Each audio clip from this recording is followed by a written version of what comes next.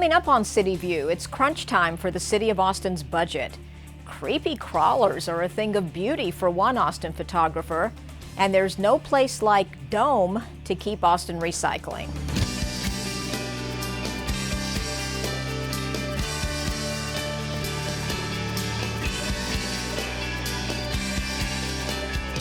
Hi, thanks for joining us. I'm your host, Carol Barish. Those stories and more, but first, are you a Redditor? Well, the City of Austin is, and we recently hosted our second AMA, or Ask Me Anything. Reddit is considered the front page of the internet, showing the latest and most up-to-date posts about, well, anything and everything. The now 8.4 million users share and discuss anything from cat pictures to politics. And for one morning recently, users and Austin Resource Recovery employees discussed what can and can't be recycled. A recent recycling study showed that 44% of residential trash in Austin could have been recycled. James Williams from ATXN and an avid Redditor made sure things ran smoothly. The AMA was quite successful, actually. We were getting questions faster than we could answer them. Why don't we have recycling for all the downtown bars and businesses? How do we want to answer this? We understand that our residents get their news from sort of non-traditional media nowadays. Like, I mainly get all my news from the web. But I think what's really cool about us using Reddit is it gives the citizen a chance to talk to the city employee that takes care of the city and ask them questions like, can we recycle styrofoam? Or my favorite that was on the AMA, can you recycle aerosol cans? Like, can it cause explosions? No, just put so far no explosions. Yeah, just put something like that. So far, so good. It was actually really fun watching them get into it. Every time we'd get a new question, they'd get super excited about answering it. So I hope we can do more of these later. If you'd like to see the post and review all of the questions and answers, visit reddit.com and search for our Reddit username, AustinTexasGov. ARR also wants to keep hearing from you and learn how they might help you recycle more.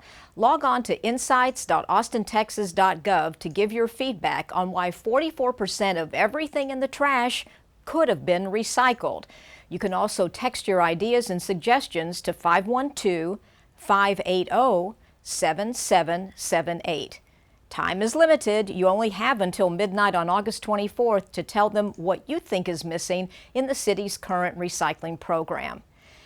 As the summer heat continues, insects, spiders, and other creepy crawlers can become uninvited guests in our homes. In one city parks facility, however, these colorful and exotic creatures were not only welcomed, but special guests of honor. The Julia C. Buttridge Gallery at the Dougherty Arts Center recently hosted Bug Stalking, an exhibit by Austin photographer Michelle Dapra Atkinson, who's been capturing the tiny creatures with her camera for almost a decade.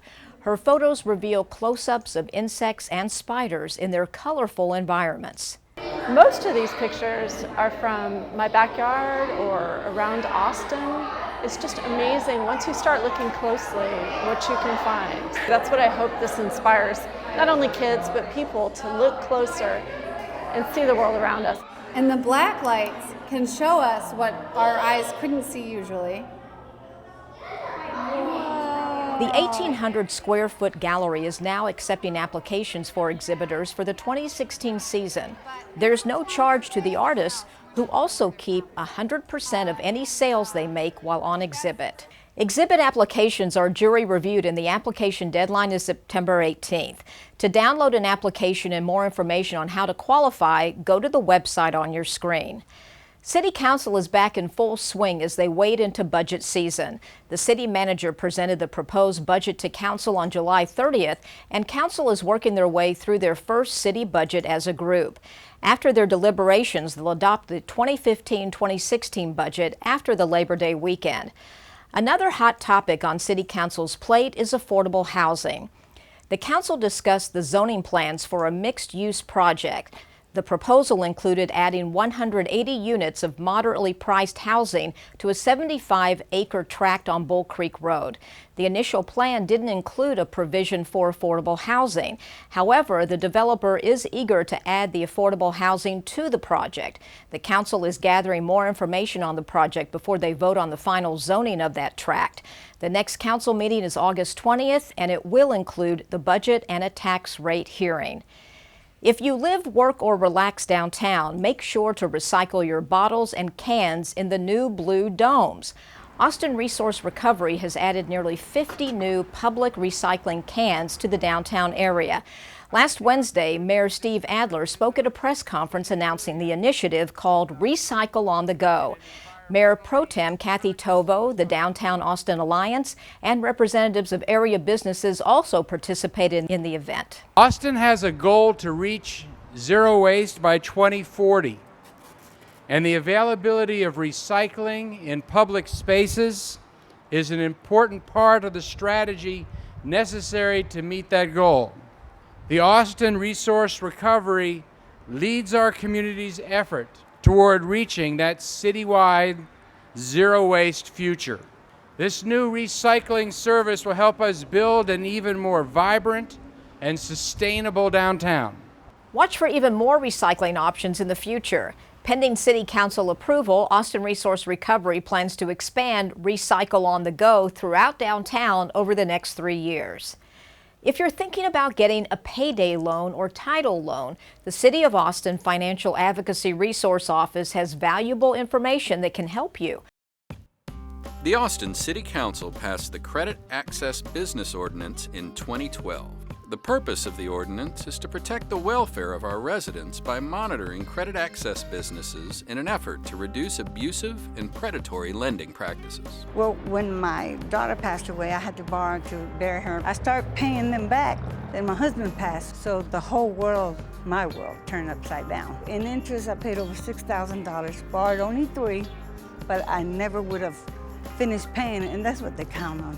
That was a hard lesson to learn. Credit access businesses are most commonly known as payday lenders and auto title lenders. The ordinance also is intended to assist borrowers in the way of informing them of alternative financial assistance and education resources. TARA, Telecommunications and Regulatory Affairs, has a staff, the Financial Advocacy Resource Team, who fully monitors and enforces that ordinance. TARA is working with state-licensed Austin businesses to obtain the appropriate registration to operate within the City of Austin. A lot of people struggle every day to make ends meet, and some people who are doing all right still confront acute emergencies. And so I want to make sure, and the city wants to make sure, everybody has access to responsible and socially responsible lenders who won't take advantage of people in those times of stress. Consumers need to be aware. Consumers need to be protected. And the City of Austin is absolutely committed to providing those resources. Don't let the shame of having taken out the loan prevent you from contacting us or reaching out to us, because one thing we can do is connect you to alternatives in terms of perhaps even working with Austin Energy on utility bills and making arrangements in that way. There are a number of social service organizations with whom the City of Austin works, a number of nonprofit organizations with whom the City of Austin works. And our objective, our first priority is to the consumer. We are there to help. For more information about the Financial Advocacy Resource Office, call Austin 311 or visit the city's Telecommunications and Regulatory Affairs website on the screen. That's all for this week's City View. I'm your host, Carol Barish. Our next episode airs August 28th. Thanks for watching.